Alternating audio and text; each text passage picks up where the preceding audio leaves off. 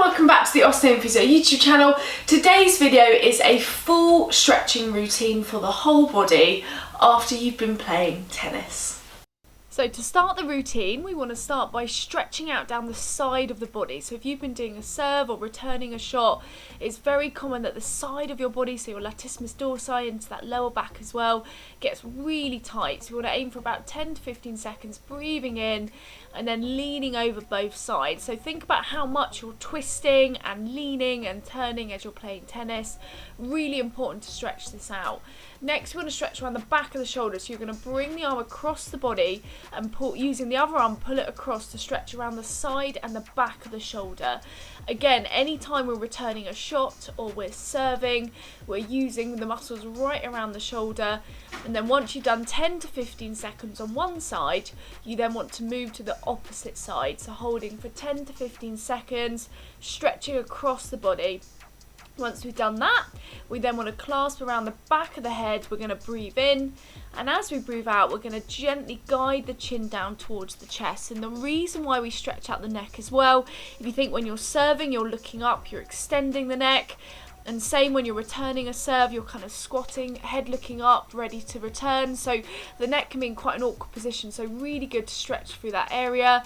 Then we want to work through the triceps as well, so around the back of the arm. So you see we're dropping the arm over, pulling it back, holding for 10 to 15 seconds on one side and then swapping to the opposite side.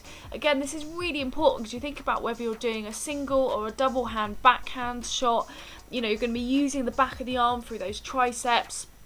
Really, really important. I know whenever I play, I always feel it in my triceps, so important to stretch. Next, we want to stretch the outer part of the elbow. So looking at the supinators and the extensors, we're placing the hand down, clasping just above the thumb, and then taking it forward for 10 to 15 seconds, and then opposite way round, you want the palm up and then straightening through the arm. So aiming for about 10 to 15 seconds on both sides. So you see demonstrating again, bringing the palm down, looking at stretching the outer part of the elbow, holding for 10 to 15 seconds, and then we're going to switch, turn the hand the opposite way, and then bring the hand down. So it's really important to stretch through the hands when you're gripping the racket, really important to stretch through all of the elbow, you know, through that forearm area, really, really important. Next, we want to stretch around the back, so we're going to clasp the hands and push them forward, dropping the chin down. This is getting a flexion through the upper back. Really, really important to stretch in between the ribs, in between the shoulder blades, and then clasping the hands together and then pulling them back to stretch up through the chest, through the back, you know, all through these areas, through the arms as you're doing this.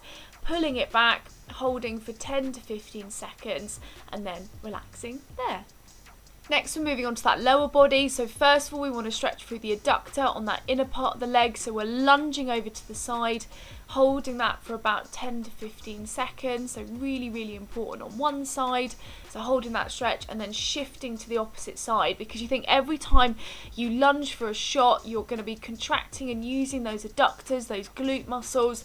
So really important to stretch.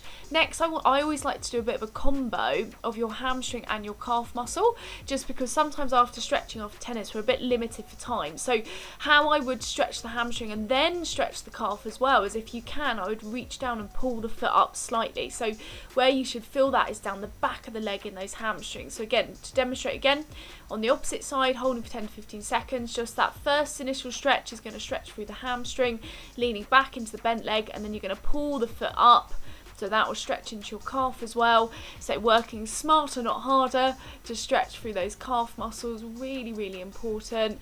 And then of course into those quad muscles as well. So lifting the foot up, feeling it as we're holding the leg. So I'm pointing the leg that we're balancing, you know, stretching through that quadriceps.